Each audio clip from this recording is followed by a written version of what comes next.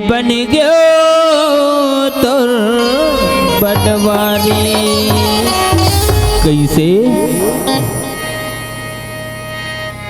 अरे गगरी लधर के ते आए गोरी पानी, गगरी लधर के ते आए गोरी पानी। 16-16 साल हो गए चढ़ती है जवानी, 16-16 साल हो गए चढ़ती है जवानी। गगरी लधर के ते आए गोरी पानी, गगरी लधर के ते आए गोरी पानी। 16-16 साल हो गए चढ़ती है जवानी, 16-16 साल हो गए चढ़ती है जवानी।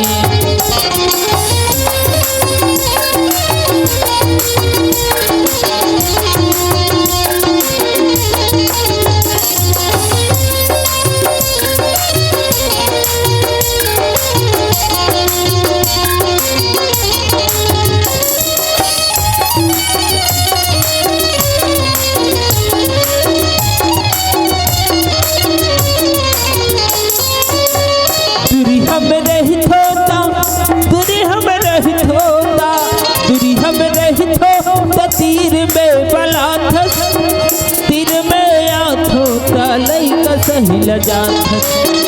दूरी हमें रही थोता तीर में बलाथस, तीर में आथो तलई का सही लजाथस, तीर में आथो तलई का सही लजाथस। कैसे गोरी? अरे जबले तोल देखे हो ना, बोला धक धक लाग थे। और दूसरा लकही के गोरी गोठियाए आनी बानी। अरे दूसरा लकही के गोठियाए आनी बानी।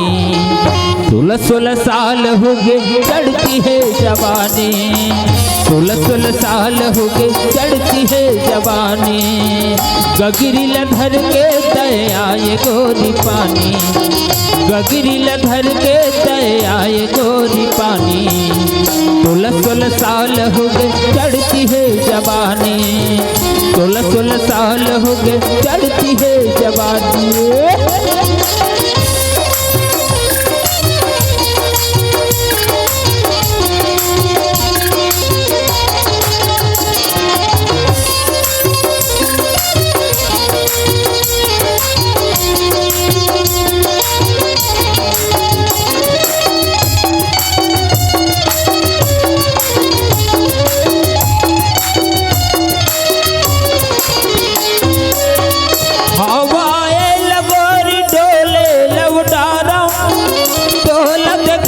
रानिया तो तोर पारा हवाए लगोरे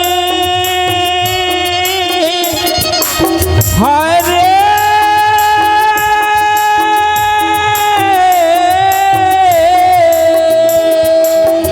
हवाए लगोरे डोले लवटारा तोला देखे बर रानिया तो तोर पारा, तोला देखे बर रानिया तो तोर। सुघर दिखे गोरी तोर वो जवानी, सुघर दिखे गोरी तोर वो जवानी। 16-16 साल हो गए चढ़ती है जवानी, 16-16 साल हो गए चढ़ती है जवानी। ते आए गोरी पानी, गगरी लधर के ते आए गोरी पानी। 16-16 साल हो गए चढ़ती है जवानी, 16-16 साल हो गए चढ़ती है जवानी।